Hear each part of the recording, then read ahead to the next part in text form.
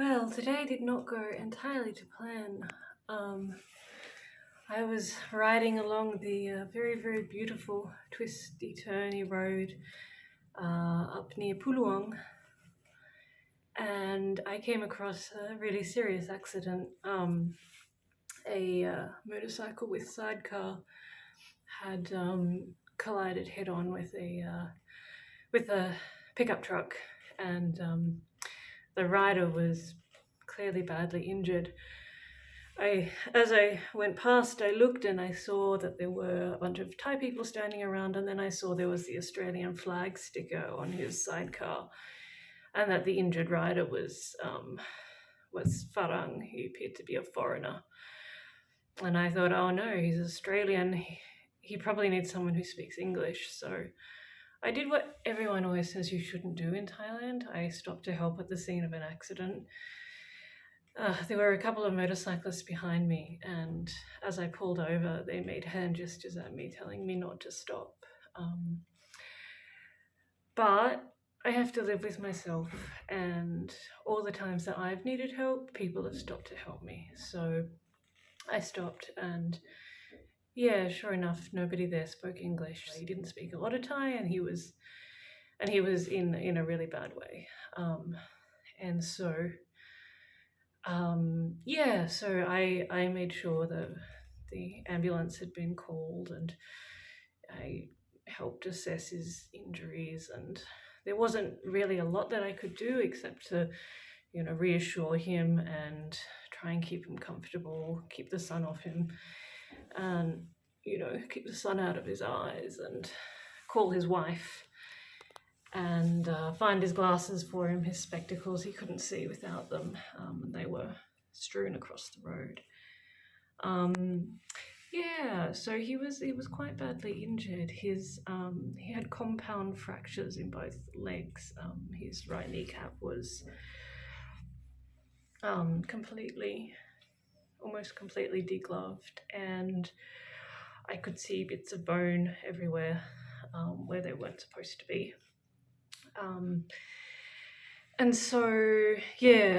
But the good thing was that he was conscious and lucid and talking, and I don't think there was any injury he didn't hit his head, he didn't seem to have any spinal situations, he didn't seem to have any abdominal bleeding, which was really good considering how hard he had clearly hit this approaching truck.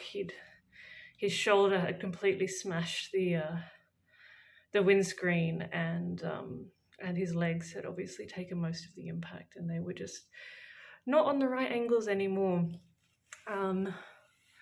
Anyway, so yeah, fortunately, like I said, no head injuries. He was clear and lucid, obviously in a lot of pain, and ambulance came and stabilized him, splintered up his legs, which was obviously a very painful process. When they cut his jeans off his right leg, I suddenly felt really dizzy, and to my complete surprise, I fainted momentarily. I've never fainted before at the sight of blood. I'm not the kind of person who faints every time they see a drop of blood, and it's not something I'm prone to, but I don't know if I was dehydrated. I was standing there in the hot sun wearing all my gear, I guess, and was also, hyper alert, in a state of alarm on behalf of the injured rider. And I momentarily fainted, which was inconvenient, but it was fine because by that stage the police and the ambulance had arrived and were obviously able to take over and be more useful than me. So I guess, it was a very sobering event, and I rode the rest of that twisty road very sedately, extremely sedately, more sedately than I've ever ridden it before. I've never seen a compound fracture before. I've never actually seen someone with the bones not on the inside. And yeah, so that was definitely quite sobering. And so today I am just grateful that I have arrived safe and sound. I have somewhere safe to stay. Everything is okay. I'm grateful that I think he's going to be okay. Obviously, I think he's going to need a lot of surgery on his legs, and it's going to be a long recovery. But I think he's gonna be okay. And yeah, so I'm gonna take off all my gear and maybe take a shower and have a little quiet sit down, because I think I'm a very empathetic person. So when I see people in distress or in pain, I engage with that. So although nothing happened to me today, I still have like a lot of adrenaline, I think, running through my system, that sort of thing. But anyway, my main thought is for the injured rider. Fortunately, his wife was able to come as well.